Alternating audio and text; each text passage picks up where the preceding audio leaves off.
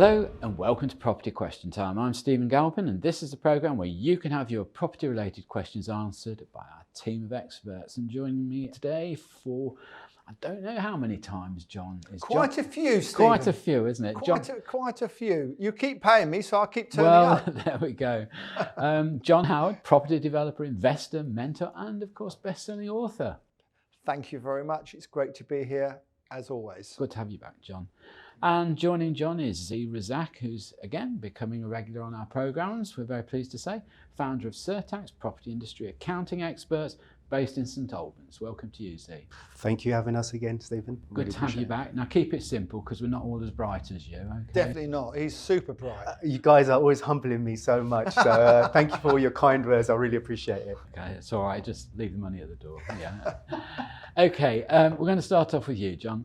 Yes. Is it time to end the Greenbelt policies that have restricted housing development across the UK in order to provide desperately needed housing stock? No. Right, I thought you might say Next that. question. So Greenbelt came in, and I think it's about 1949, 1952, something like that, after the Second World War. And the whole point of it was to protect the most important areas of this country, which is absolutely right. The problem is it didn't just cover, or doesn't just cover, the important sort of landscape areas in the UK. It also covers some rubbish. And let me give you an example. When I was at Cambridge United, we tried to, and I owned the ground, we tried to relocate the club to an area which was a disused waste site. Okay, so it had been used for waste, filled up, and was left dormant, if you like. And technically that was in Greenbelt, and they wouldn't give us planning permission. Now, what is the only thing you can build on Greenbelt? Any idea? No idea. Any idea, Z? No, I don't know. Park and ride.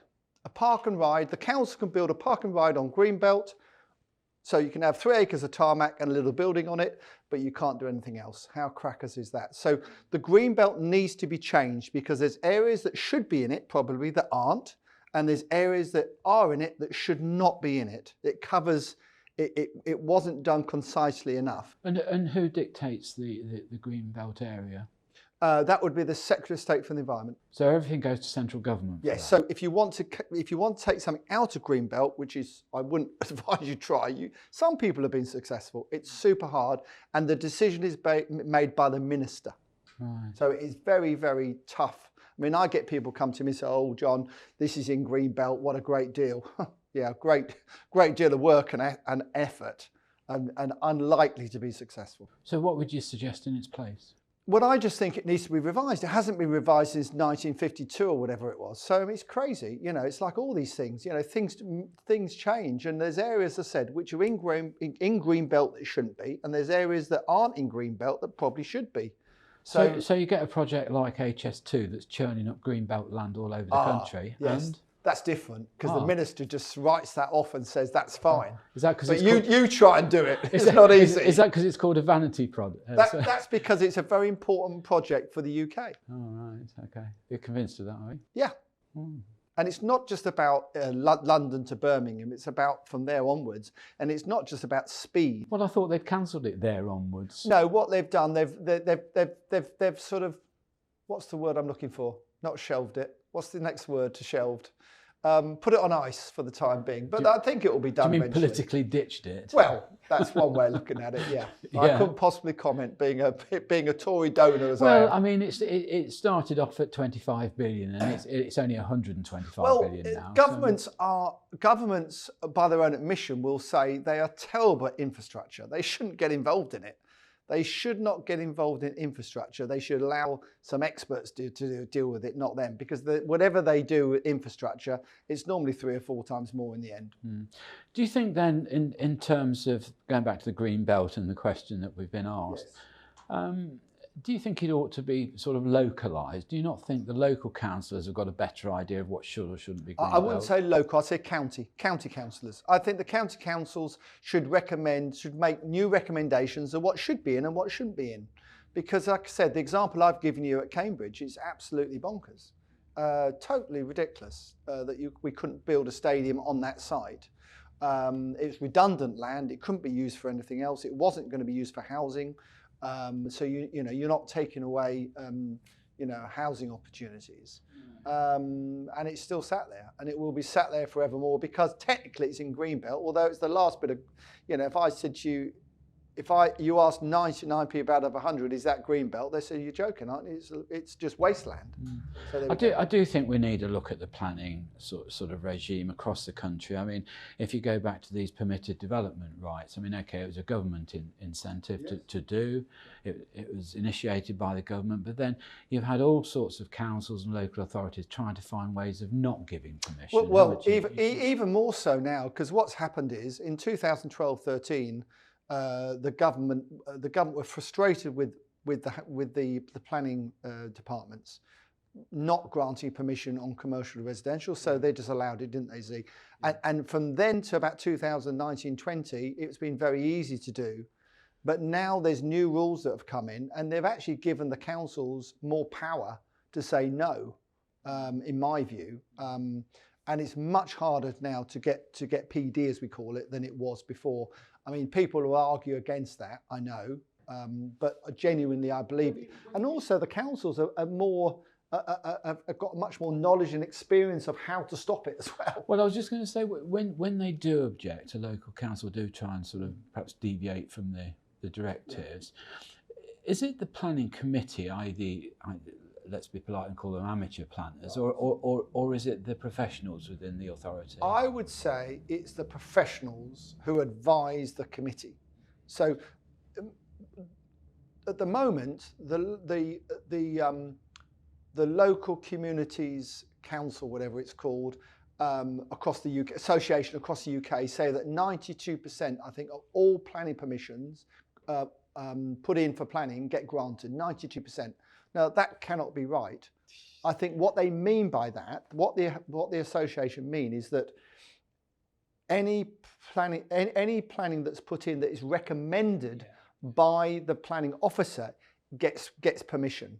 It's definitely not 92% of all planning applications. That's just ridiculous. Just to add insight, there's two parts I'm seeing. There's one is the alleged targets of 300,000, which is a lot of debate about this. Yes. And those are definitely locally driven to push back by the MPs. Totally, yep. The other bit is around permitted development. I sort of got a slightly different view, because I see a lot of entrepreneurs, especially property developers, coming to me. And this Article 4 power that a lot of councils have is causing havoc, because that is going against the benefits sometimes of the community. So they don't always know better. They sometimes have a personal or political will to reject that flow of traffic. And what's happening to the local communities are that there's a lot of redundant buildings, and that can't be right. I think there is a balance, but you've got to. You're right. And Article 4, what they're doing with what Article 4 says is that in a certain area of a town or city, they can put a blanket on not allowing PD, not allowing housing multi-occupation, and so on. You can still apply for planning, but you can apply for planning, but there's a very good chance you won't get it. But they've challenged back on that, haven't they now, John? Because I think Michael Grove, if I can say his name properly. Michael Gove, he rightly said, hold on, you can't do blanket Article 4 anymore. You have to be specific on that street, why. And so this is really quite important. That's the only good thing he's done in the last 6 months, by the way. I'm not going to question on that one. I think you'll have a better view on that. On that note, when we're going to move on to your questions. I think we better, because we might get banned for swearing or something. Right, now, Z, I've got a question here that I'm quite pleased we've got, because when Z joins us on the programme, it underlines the need these days, specifically for people going into the property market, sometimes for the first time, to get a good team around them and get good advice from day one, because a lot of these things are irreversible once you've gone down a particular path, and it's very hard to rectify mistakes in this game.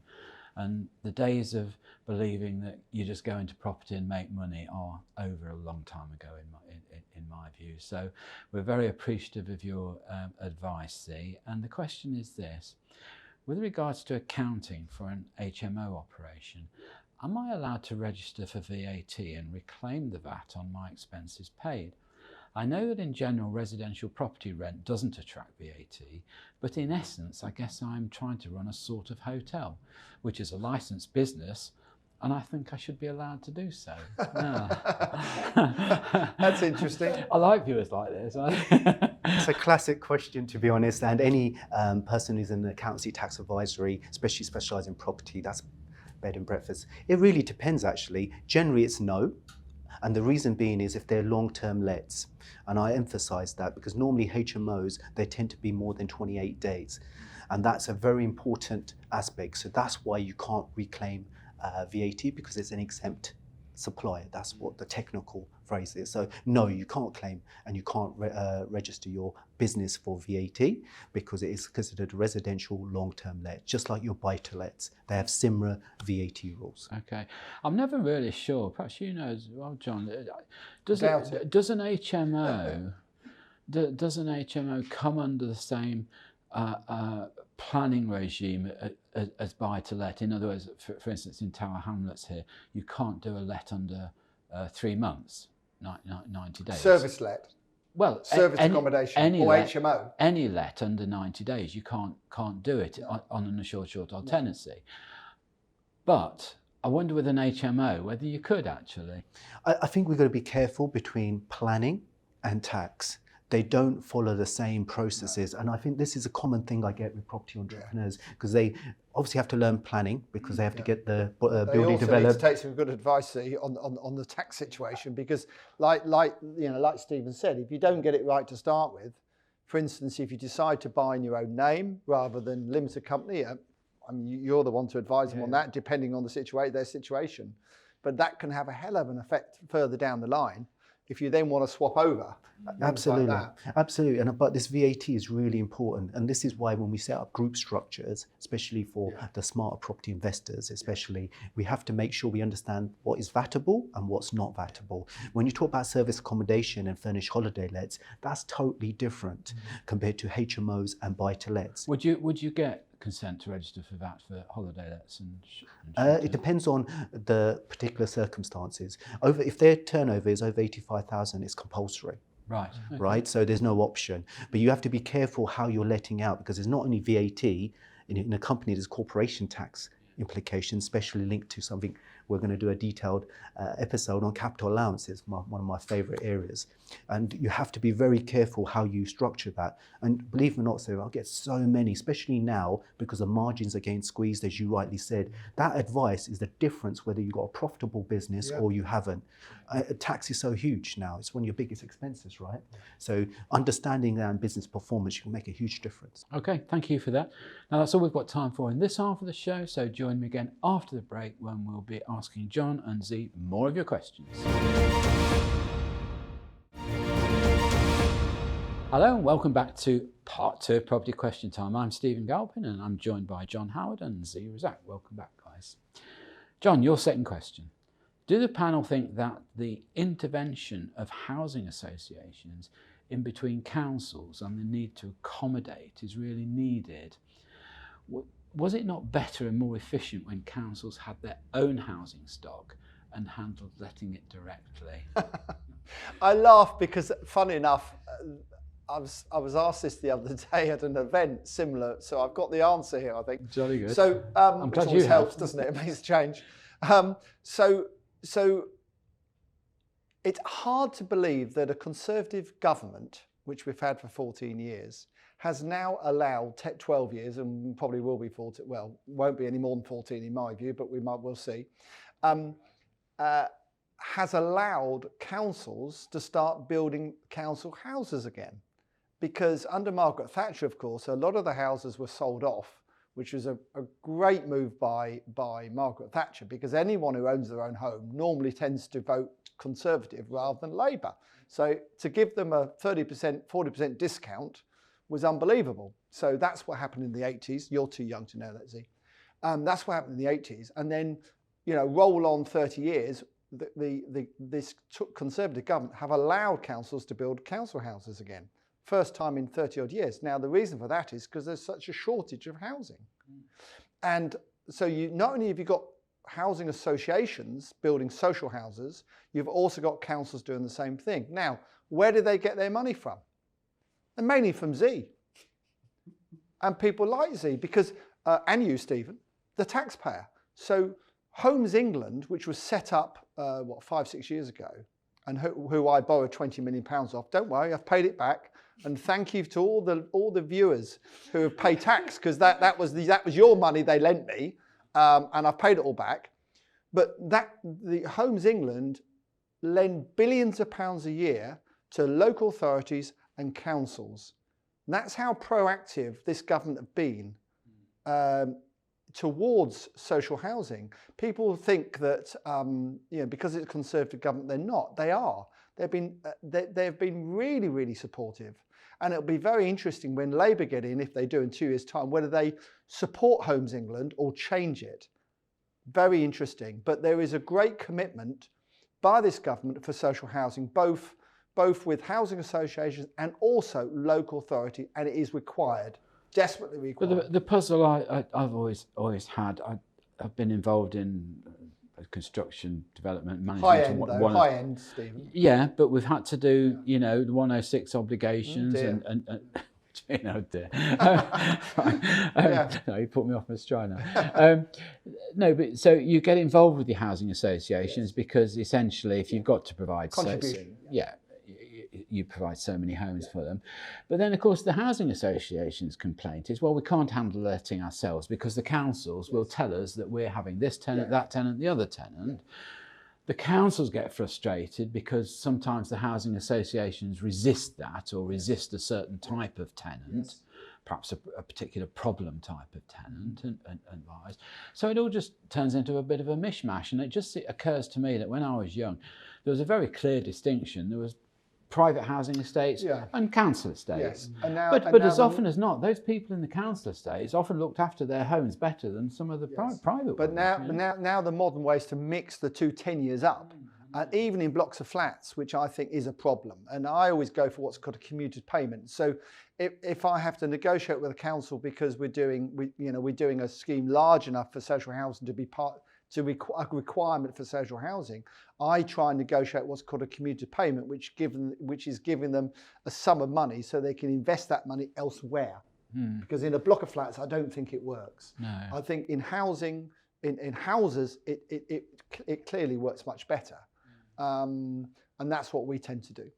I mean, I think it's often the subject of bad management. I mean, you've only got to look out the window here and you'll see some of that social housing blocks. There's washing on the balconies, there's bikes on the balconies, prams, all sorts of things. Look at the private blocks and that's not there. Well, that's not allowed on the private blocks because the leases say so. Well, it says so on the council ones too, but nobody takes any notice. That's poor management then, isn't it? Exactly, it's poor management. And also not having facilities elsewhere for them to put these bikes and everything else as well.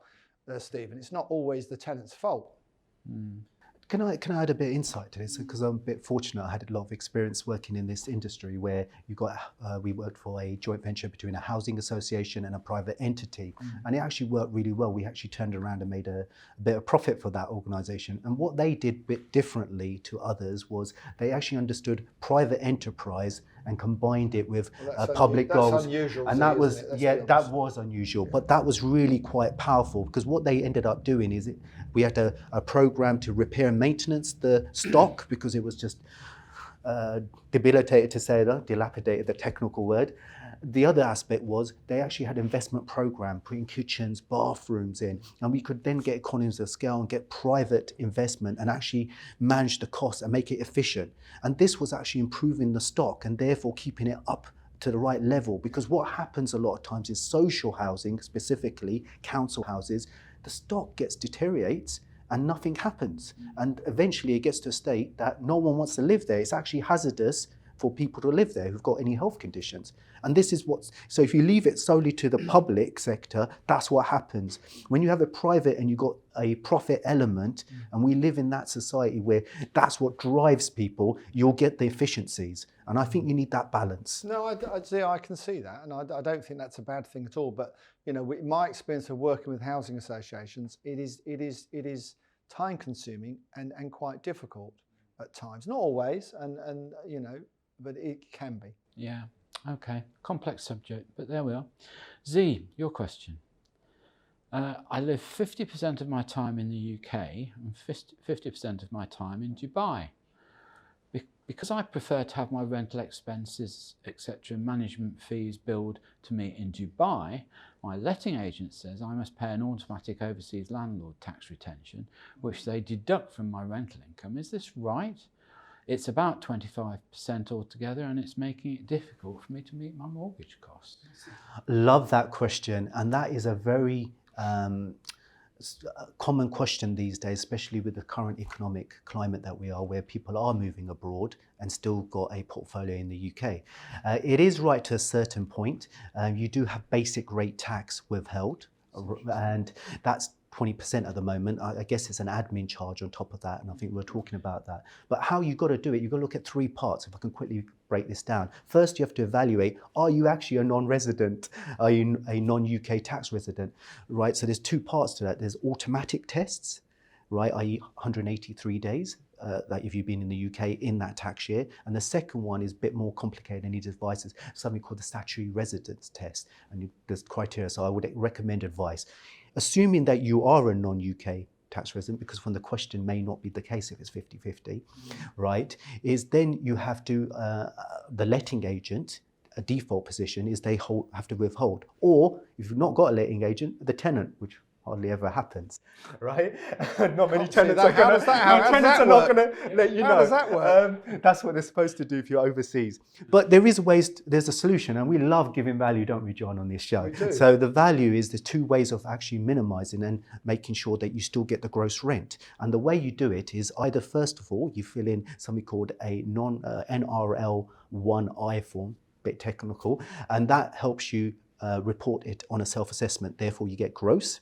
You do need to have some advice whether you apply to that. Another way is, if you still get a personal allowance, and that's quite a complex subject in itself, is that you can apply and get something called an R43. So there's another form. If you do that, and then HMRC won't withhold or ask you to get tax withhold at source. So what would you do? You'd show your letting agent the consent from revenue? Correct, correct. And that once you've got that, but the first one isn't straightforward that they just give it to you, because they look at your history, and therefore you do need an accountant tax advisor who understands that area. But it could be beneficial, because you rightly said earlier, a lot of people holding back 20%, especially with the margins how they are, they probably make a loss, right? Am I allowed to ask a question, Steve? You are.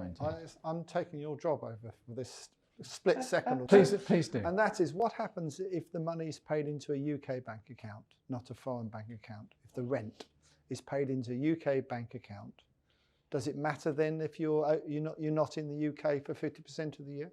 Really good point there. It matters. It doesn't matter with the bank account, because it's your tax residential status that should affect it. Whether you get it in the UK or abroad, a lot of people still get it in the UK. They don't tend to get it paid abroad, and that's where this problem rises, because it's your tax resident status that drives it. Right. I'm just wondering though. There he says 50% of his time here and 50% in Dubai.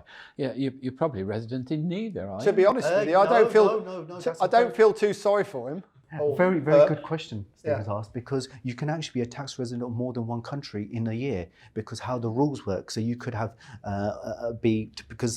I gave the simple test. Can you choose which revenue department you want to deal with? No, but because it's UK income, because it's property, you still have to pay tax in the UK, and that's been the case for a few years. So it doesn't really matter. The only issue is the country that you're in, do you get double taxation? And I think we'll deal with that separately. And that's a fun, complex question itself. Good idea.